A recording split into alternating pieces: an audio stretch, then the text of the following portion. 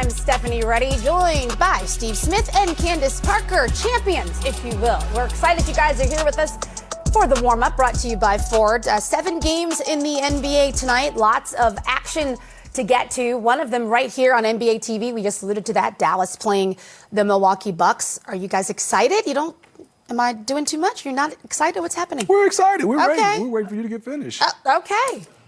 All right. Okay. Please help me.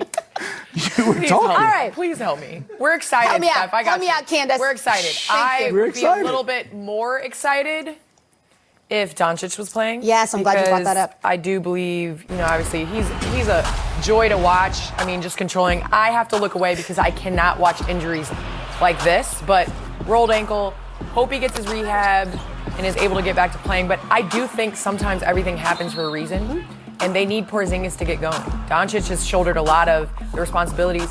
We're used to the Porzingis from New York that got his own shot, still recovering from ACL. I think, in a way, this will give him more responsibility so that when Doncic comes back, those two, that tandem, that duo, they have a chance to really be great in the future. Yeah, you brought up a good point because Porzingis had 22 and 14 in the absence of Doncic, and that was his first double-double of the season. Yeah, and I'm with Candace. He'll get a chance to be the focal point. They'll get a chance to get the usage rate. They'll go through him, and let's see how he can, take on that responsibility. But I also like the Dallas Mavericks to see how they can play when you don't have Luka, because this is sometimes in a game in the playoffs you might be in foul trouble. Who can step up and take care of that responsibility? No one will replace him, but everybody has to step up now.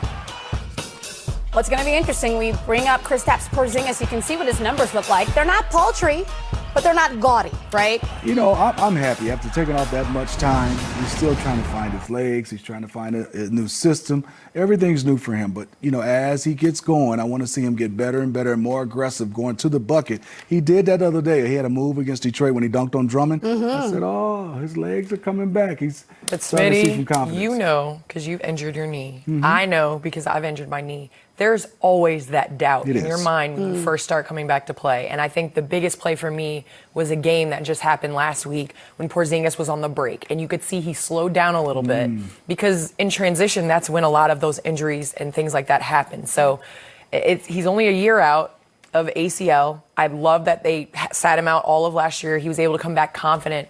But you're going to see him become a bigger and bigger risk taker as he gets more confident in his knee. Well, they're going to need that tonight because they are playing the Milwaukee Bucks. We talked about how they have won 18 in a row. Well, let's put that in perspective. The most wins consecutively in Bucks franchise history, that's 20. That's the 1970-71 season, which also happened to be the year they won their one and only championship.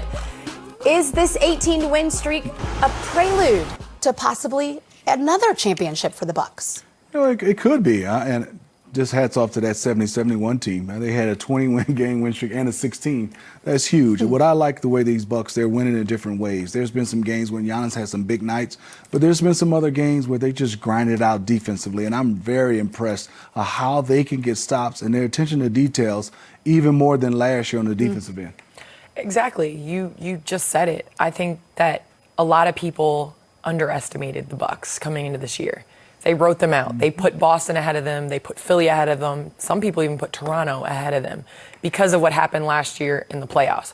We have to remember, there were a lot of teams that lost to Toronto last year, the Bucks being one of them. But I do think you have to go through adversity before you can have a breakout sort of season. You could tell Giannis is very serious about continuing to get better and improve. Like I said, the questions everybody wants when the game slows down, and so far, they've proven that they can play that style of game as well in the regular season. Well, it's been helpful that they've had other bodies. Obviously, losing Malcolm Brogdon was a huge loss. We all knew that would take its toll.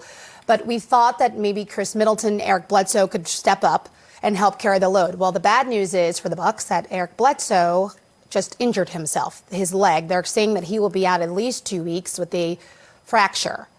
So how will this Bucks team survive in the absence of Eric Bledsoe? Well, the one thing I love what Coach Bud is doing, he plays a lot of guys. I mean, there's going to be different guys. DiVincenzo is playing the point guard. You still have steady Eddie George Hill, who's been around. And then you have Giannis, what I love, they're taking the ball out of his hand more this year. But you can go right back to putting the ball in his hand. So I think they definitely going to miss Bledsoe. but I think they can get by. I don't know if they'll keep winning, having win streaks without him because it limits what they can do, especially on a break. But I really like them, Candace, that they still can play top-notch basketball and they have other guys that can handle the point guard position. And I think the question with the Bucks has been, can they play a different style? Bledsoe is out. He pushes the tempo. When you get George Hill into the game, it kind of slows down a little bit. And I think it's good for them to learn to play at that tempo because in the playoffs, it's a lot of half court. There's not a lot of transition in the playoffs. Teams want to slow you down.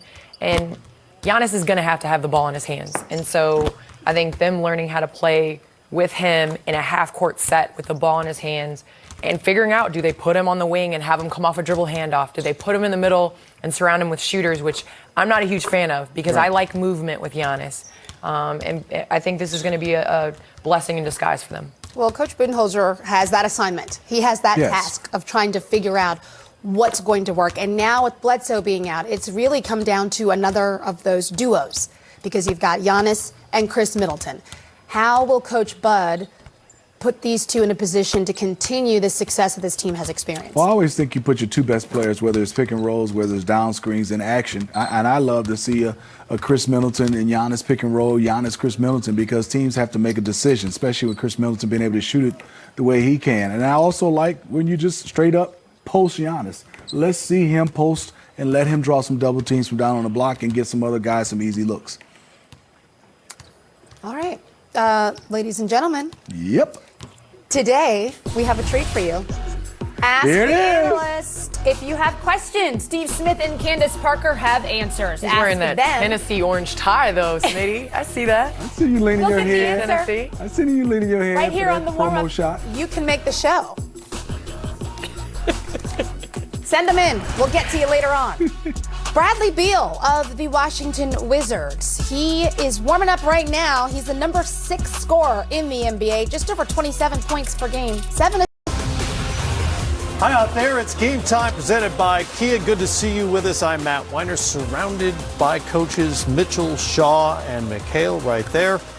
We'll start here in Atlanta, where the Lakers made the third stop on their 5-game East Coast trip roadie.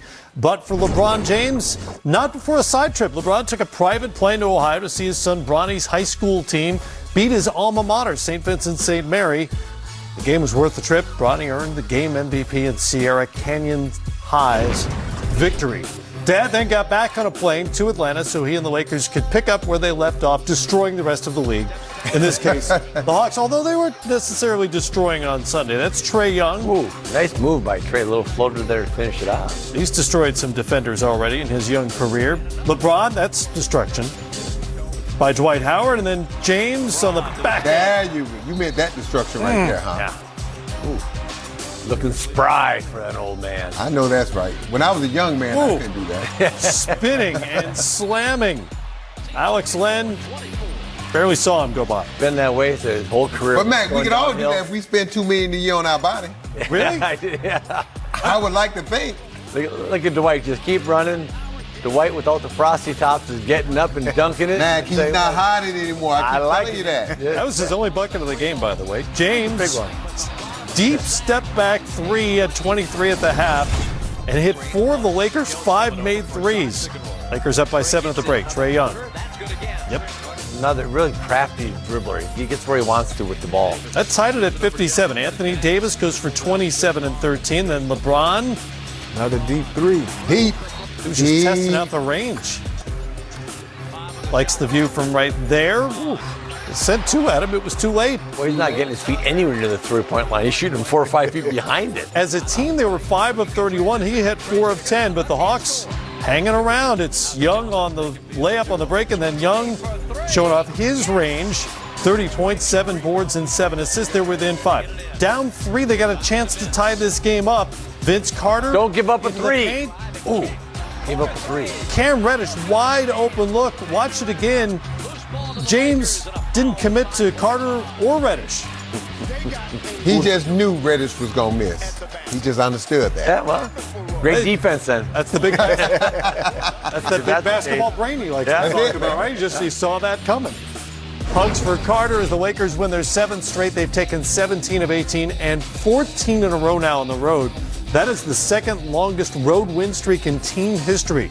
LeBron says this one in particular was a bit of a grind. No matter what the game presents itself, we've been able to, figure